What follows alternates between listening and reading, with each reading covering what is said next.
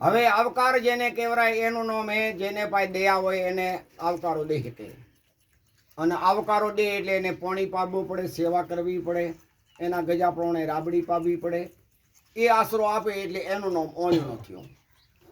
એટલે અન્નને વાવીને ઉત્પન્ન કરીને જગતને પેટ પોષણ કરે એટલે એનું નામ અન્ન ઉપાવણ.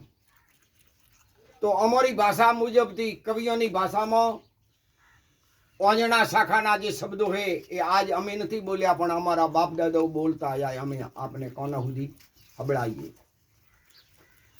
તો જી આદુ કળબી ઓંજણા ને નાડોળા શુભ નામ ને મારું મન ધર દેસરા ને ભાબા ગુજર ભોમ. જેને જે કોમ કર્યો એ એમનો નામ પડ્યો.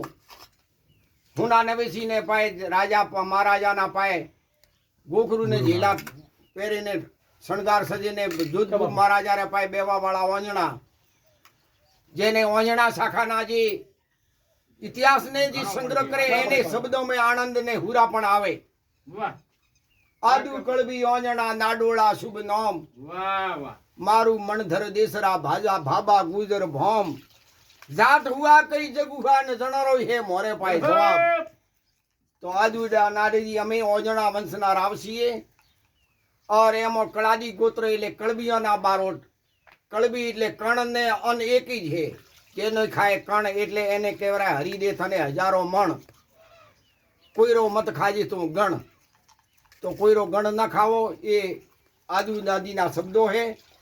હવે અમારા બાપ દાદાના બોલેલા શબ્દોમાંથી પૂરો 127 જાત્રો તો શબ્દો મને યાદ નહીં है પણ 10-12 શબ્દ યાદ है. और ये पेश करो એટલે બધે સજનો મોસી લેજો ને ભૂલ સુખ સુધારજો કારણ કે હવે વૃદ્ધાવસ્થા થઈ ગઈ એટલે કંઠસ્થ નથી.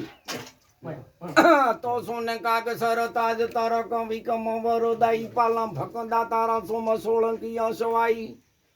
તો કોંદળી રોમણ હુઓ માળવઈ મોઈન જળ ધાર પણ બોકા જસા બગી એસા સવકોણી ઠાકરા પટલાઈ અણ વદ પસોણી.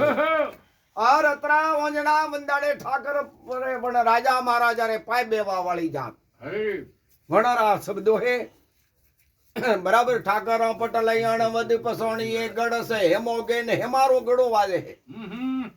गढ़ से हेमोगे न मईम गोली मंडावण दीपू धरा सासोर तेरे रूपोजी तरक हाजोर रे माते हुआ तिलुआ नगर में ओंजणा वंश रे मोय. और भारत देश रा ओंजणा भेड़ा करीने રૂપેજી તરક ભાઈ રાજા મહારાજાનો જે રાવ હે એ જ મને મારો રાવ હોવો જોઈએ. અને વેલાજીની ગેળાજીની વાત હાલે હે અને રા વર્જંગ સગુણ દરબાર હતા અને રૂપાજી તરકથી ઓંજણાની વઈ મોરે પે આવી.